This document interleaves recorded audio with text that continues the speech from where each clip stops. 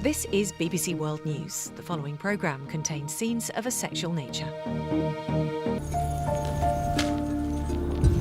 Norway. 2 years ago, I came here to meet parents whose children had been taken away. They said the state was far too quick to put children into care without good reason. Now I'm back, and there's still more anger in families torn apart. At one point I was thinking if I was mad, if I had, in my madness, harmed my family without really knowing it. And now, one of Norway's top child protection experts stands disgraced, forced to reveal a secret he'd hidden all his working life. If he had told the church for 20 years I'd been downloading child pornography, you know, of course he would never have been appointed as an expert. What does that mean for the troubled system he worked in? There's a child expert commission, reviews all the cases in the country. He was one of those people. He was one of these people in this commission? Oh my dear, I didn't know.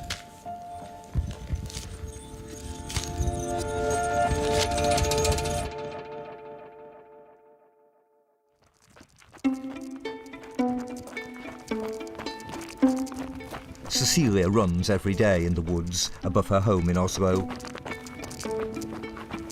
Runs to calm herself, to forget.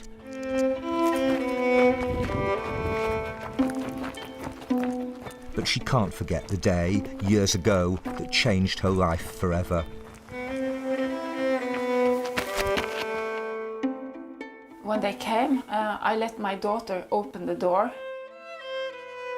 It was two child protection experts, their job to advise the authorities whether or not she could keep her child. I was very scared and I didn't want them in my house in the first place. I hadn't asked for them to come to my house and observe us together. Norway's Child Protection Service was worried about the little girl's development, but Cecilia had rejected offers of help. They thought she wasn't taking proper care of her daughter. So she took him up here? Yeah, she took him up here. During their visit, the experts, a male psychiatrist and a female psychologist, scrutinised everything that happened. My daughter, she said that, I think she said she was hungry, she wanted something to eat. But I had decided that I would cook a meal later after the experts had left my house. And so I just offered her, would you like some chocolate balls, some chocolate cereal balls?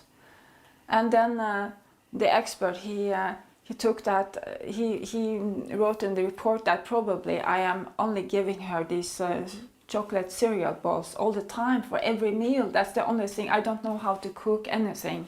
So basically they misinterpreted everything? Yeah, they misinterpreted. It was a distortion.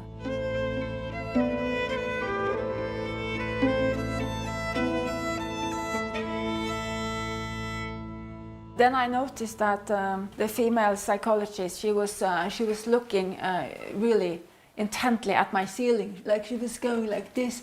And then she noticed, there's a cobweb there.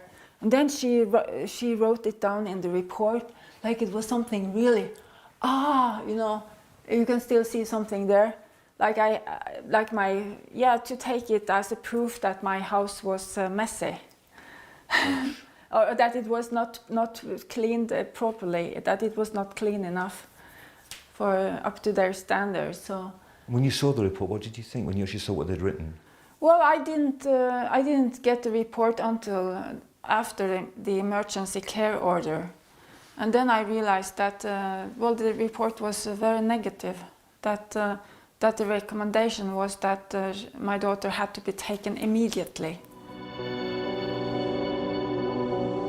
Cecilia's daughter was put into emergency foster care, and the decision was approved at Oslo District Court, where the experts appeared as witnesses.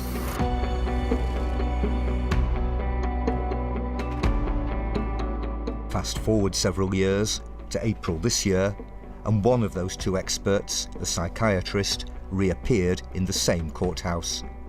This time, though, he wasn't in the witness stand, he was in the dock. I'm not going to name him, for a reason I'll come to later, but he's a man who played a key role not just in Cecilia's case, but in those of many other families too. It was the trial of one expert, but it raises much wider questions about the whole Norwegian child protection system, a system that's been widely criticised for being too ready to take children away from their parents. Hello. Hi, you're Rune, yes? Yeah, that's it. Hi, Nice really nice meet to see you. you. Yeah, you too. And so the courtroom is over there? Courtroom is over there. Okay. I can show you the Rune Fardal is a veteran campaigner for the rights of families.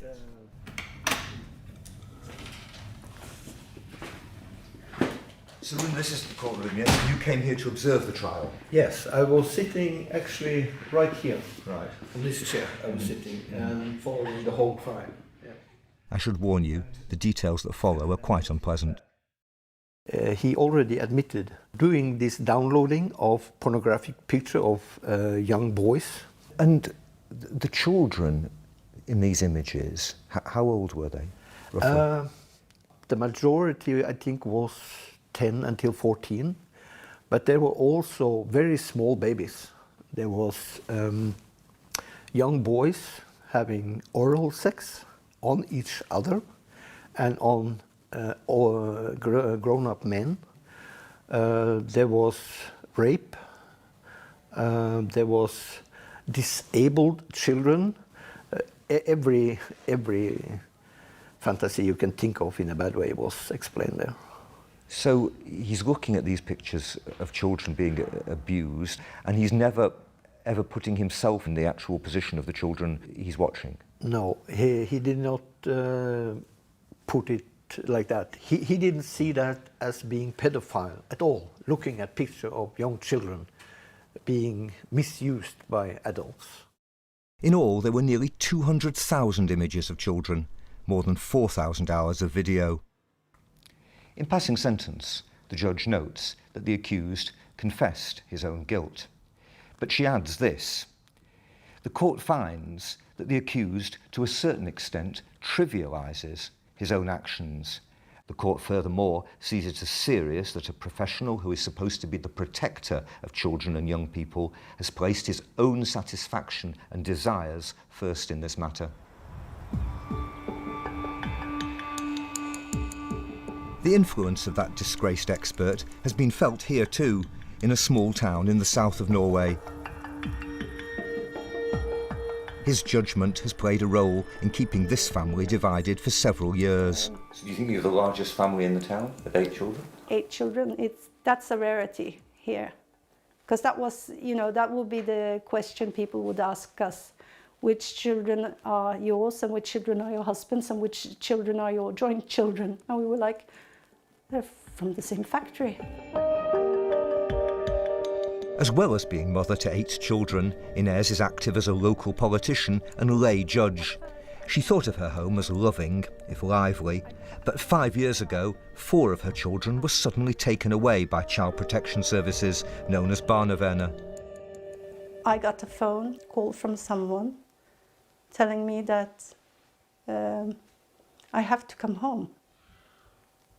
The barnevernet has taken the children and my hubby had been arrested.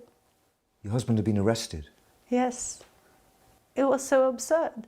Obviously it was a mistake.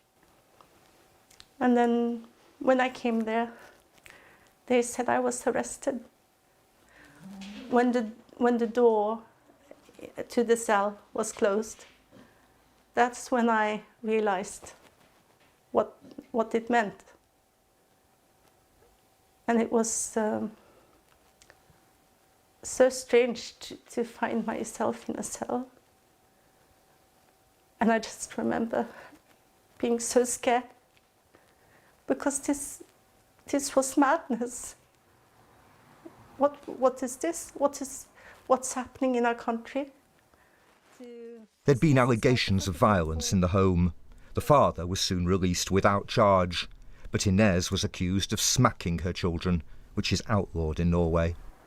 One had said that I had hit her, and everybody said that our youngest son had been smacked because he bite.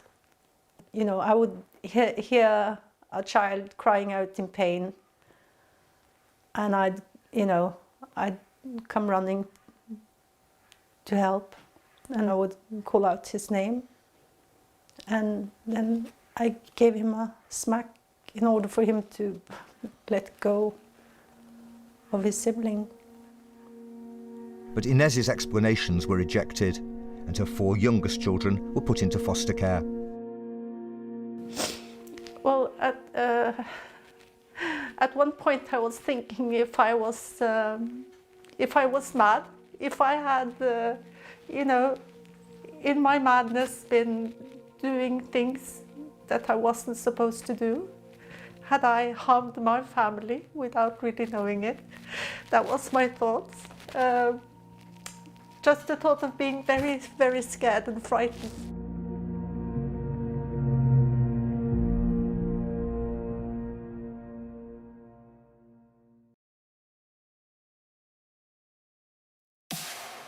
My heart is beating so fast. There's gunshots, there's sirens. This bridge is totally not stable. I really want to reach the top. Where others see a challenge, we see an opportunity. Where some see limits, we see adventure. Wow. We don't travel to escape life, we travel to live it. Do you see how close I came to a taxi? Brave the Unknown, the travel show on BBC World News. Take away the noise, the fury, the fighting voices, the distortions, cosmetics, the color and the flashy effects, but most of all, you can take away the lies, the slander, the misrepresentation that seeks to pull us apart. And then you can find out what's actually happening. And when you find that, then you'll find BBC News.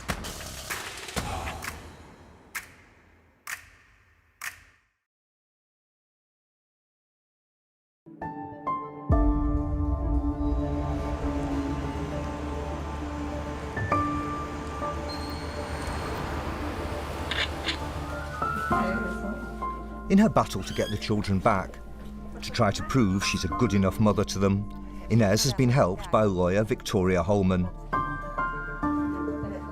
Victoria believed there was a serious flaw in the case against Inez. The problem was every question was leading questions. And when you analyzed the reports, what the children actually said, if it was counting up how many times did they say that my mother was violent against me? 0. They never actually said, no. My mother was violent 0. to me.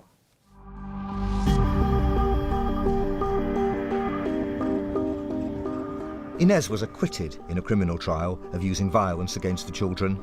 2 of her children were then returned, but the youngest are still in foster care more than 2 years later.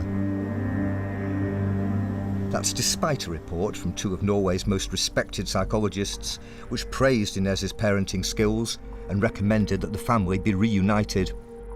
We find it impossible to believe that so carefree, positive and undisruptive children can come from the home described in the accounts that form the basis of the child protection and police actions. So why was that conclusion disregarded? Because it was rubbished by 2 other child specialists from a supervisory body, Norway's Child Expert Commission. One of them was the now convicted and disgraced psychiatrist who had also played a key role in putting Cecilia's daughter into care. This document is where it went wrong.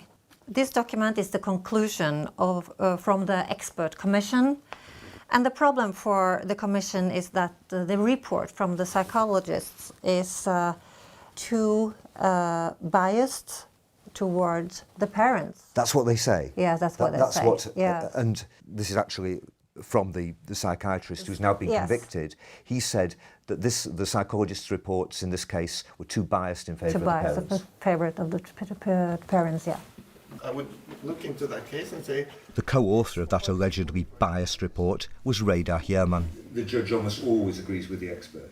He's Norway's former child ombudsman, the official responsible for guarding children's interests throughout the country. So I assume he knows all about the disgraced expert. one of the most experienced, prominent child psychiatrists working partly in the child welfare system was convicted of downloading a very large amount of child pornography. What question marks does that raise over the system? I wouldn't say that this has something to do with this system at all. You will find rotten eggs in any basket, and still sometimes people who have done bad things, they also do things that is quite good and normal.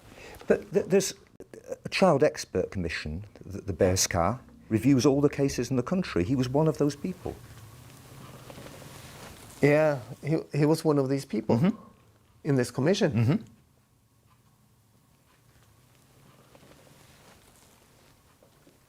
Oh my dear, I didn't know.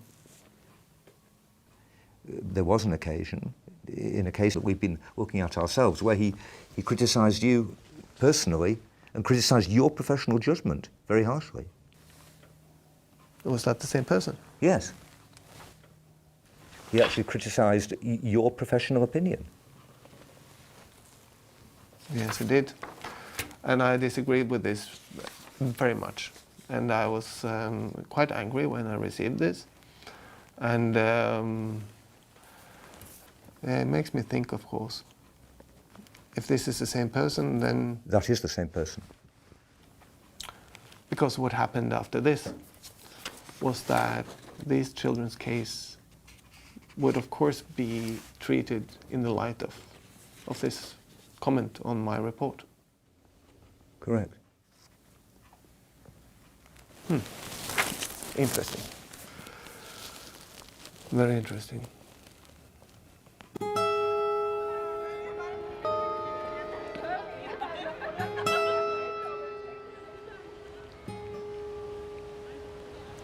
There's been no discussion of the wider implications of this case in the Norwegian media, no shock or outrage in the newspapers, no apologies or excuses or explanations offered by the authorities that employed the disgraced expert. And as far as I can discover, there are no plans for a full review of the child protection decisions that he was involved in.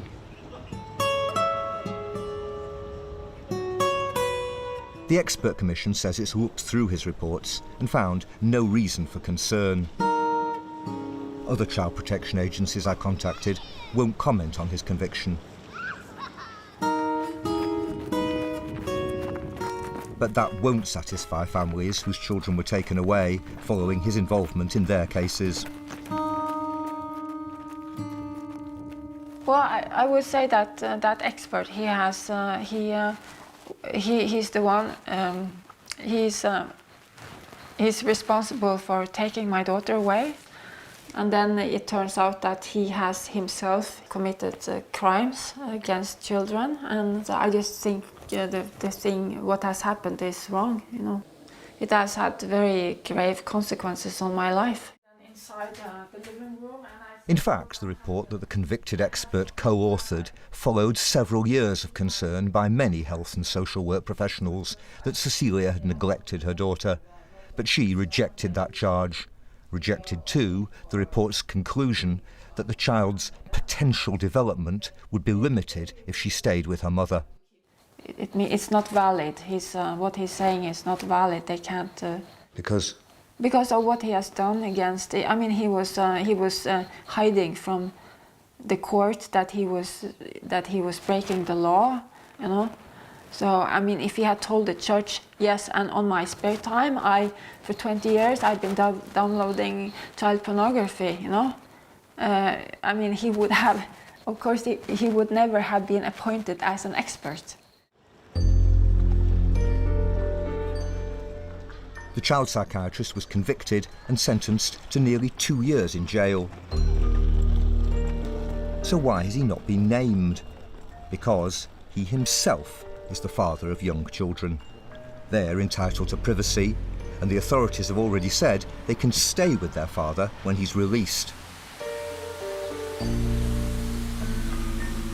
That decision has surprised many parents and campaigners, though others say there's no reason for outrage.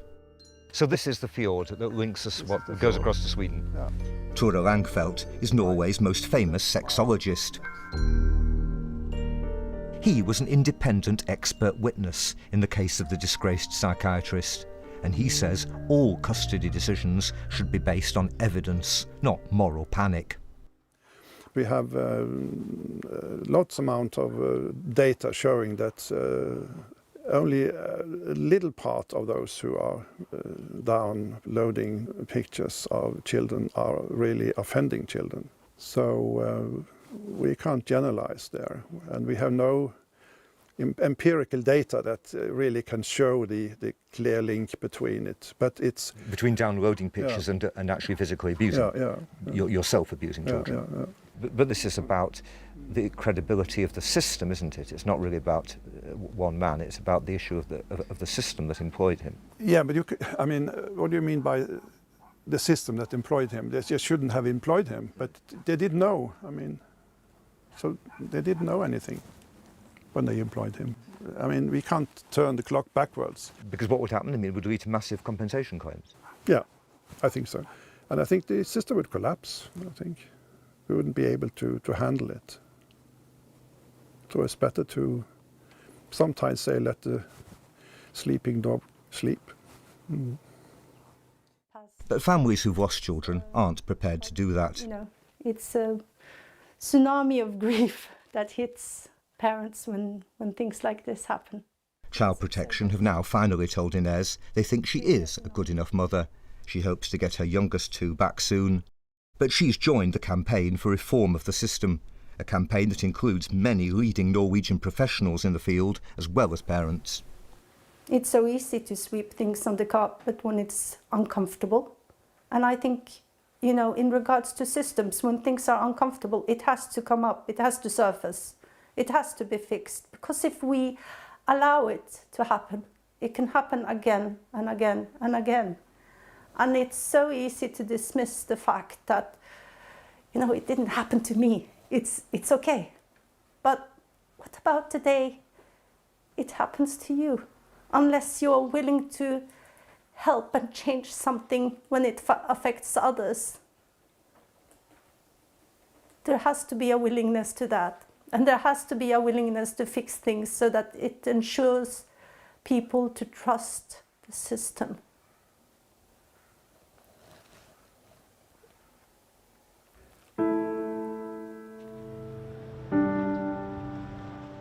The government and the Child Protection Service refused our requests for a comment on this case. They haven't been challenged hard over it within Norway, perhaps, because this is a society that tends overall to trust the state. But parents increasingly don't.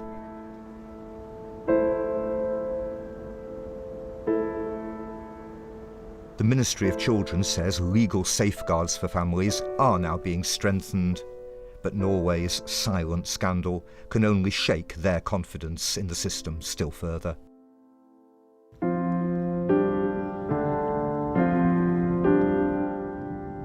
I can remember my daughter as a very happy child. She was always very smiling, happy. She was living.